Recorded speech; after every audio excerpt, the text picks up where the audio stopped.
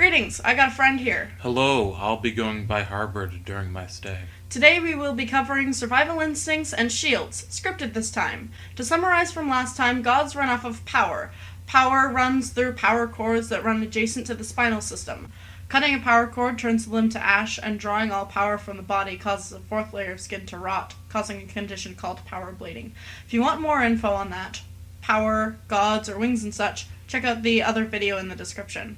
I mentioned in the text on the screen in the last video that dark types shouldn't sleep. Although that was a joke, that was not out of nowhere.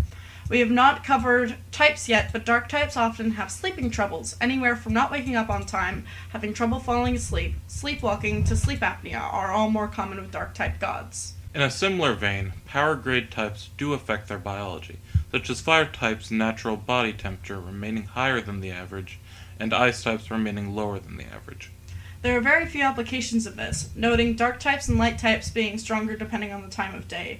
Dragon types, fairy types, and flying types almost always have wings, and dragon types have a gem in their forehead, which is unique to them. Then lastly, poison types have fangs with power cords running to them.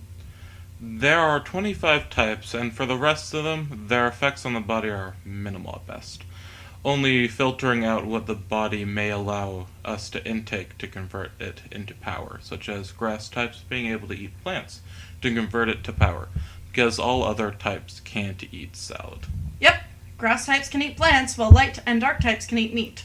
Dark types can even eat bone. There is a line with this, though. If the meat is from a power grade or power grade god and any amount of said power-laced meat or blood enters a god's mouth, they gain the vampire trait, as these nerves in the god's throat are set off. They basically become cannibals. Well, yes, vampire is sort of a friendly name they've given themselves. Once they've eaten any amount of blood or meat laced with power, their body switches over to using it as a power source to attempt to force the user to gain power in this manner. The god's body quite literally gets lazy and shuts down, forcing the power grade or god to get power by eating others. They gain fangs, conjoining the first molar and canine, and start to require more meat. If the power grade or power grade god stops eating after a certain amount of time, they start to go hungry. Hunger symptoms include heightened sense of smell, blurred vision, nausea, hallucinations, drowsiness, lowered body temperature invoking the need to be close to others, thinner blood in attempt to save on remaining power, loss of body mass, pain in the jaw, stiffness in joints and muscles, particularly in the hands, twitching or loss of control, night blindness, shot pupils, or inability to see in certain lights, as well as paranoia. All these combined with a ravenous hunger are nothing to scoff at. These symptoms, along with said hunger, are the only real drive for vampires to eat others of their kind. If they keep fighting through all this, they will end up losing control of their body, acting much like a rabid animal hunting humans for food. If they keep pushing past these symptoms, they will likely pass out from exhaustion, potentially even waking up a few hours later with the same symptoms returning. These symptoms can be lessened by injecting power into the body, sort of tricking it in this way, but they will still persist. If a vampire ingests their own blood, they will always find it revolting, their body forcefully spitting it back up, as the nerves in their mouths and throat detect their own blood. The vampire finds the taste of their own blood akin to sour milk, and for all those downsides there are little to no benefits. Most of the benefits include a better sense of smell and taste and sharper fangs, really only to help with the goal of killing people. Yes, the Lords of the Compleverse are not fans of gods killing and eating their own kind, yet the vampires have almost made a game of this, giving themselves rank from E to S dependent on how long it takes for them to get the hunger traits. At E rank it takes about a month, but at S rank you have an hour before the hunger symptoms start. This rank raises when you eat more, maintaining the vampire's trait for a long period of time or successfully losing the trait and gaining it again. For example, if you get to C rank as a vampire and turn back to a normal god, then eat meat again, you may jump back up to B rank.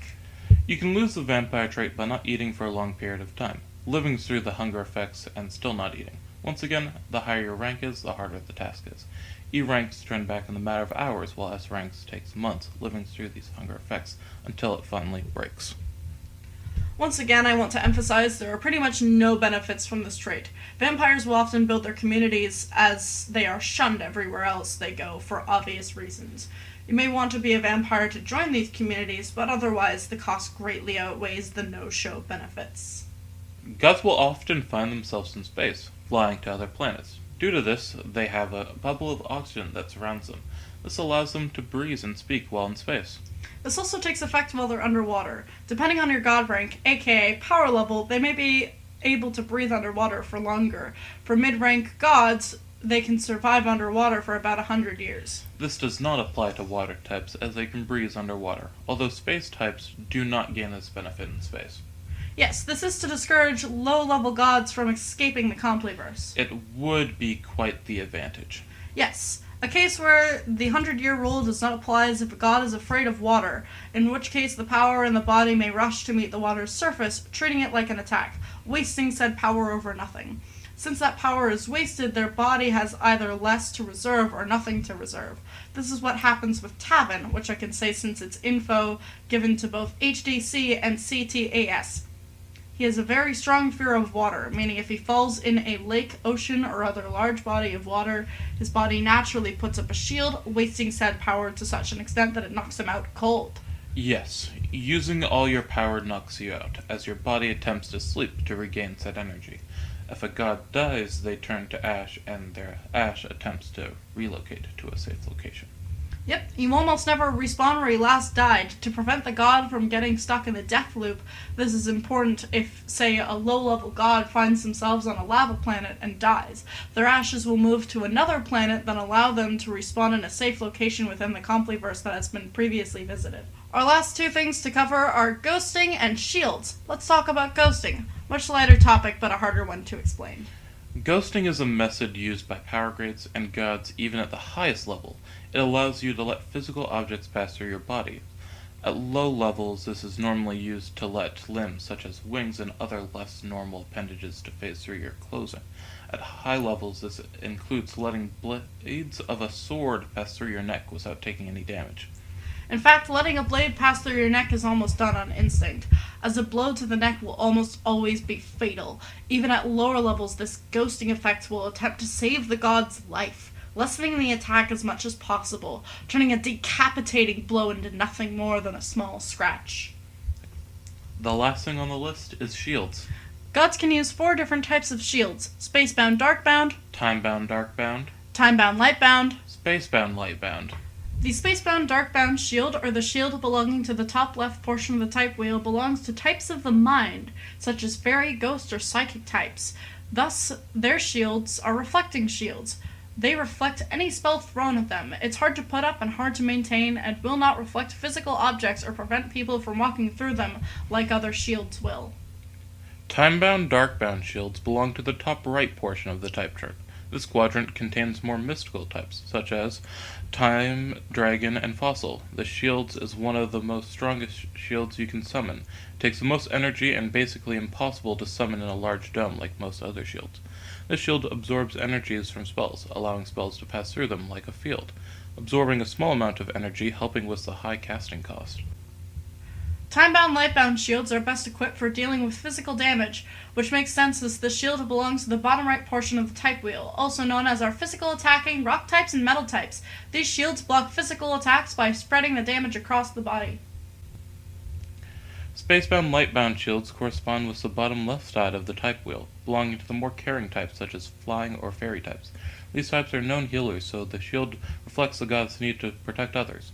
The shields can be put around other creatures and deal any damage the shield takes to the caster of the shield, allowing the creature's shield to be cast around another, so they would take no damage from the attack instead. On the other hand, when the god dies, the shield is automatically dropped. Every god can use all the shields listed, but their types drop the cost of their respective shields, allowing them to cast that shield at a higher level. Gods get 2 types, meaning they get 2 boosts to these shields. If both their shields fall into the same quadrant, then that shield gets boosted twice. Thank you for listening to us chat about gods. Yes, and thank you to any Road to Immortality players and Horticulture Start Calling players for listening as well. It means a lot more than you think it does. As for next time, I will be covering all the types in their domain and how it corresponds to their personality.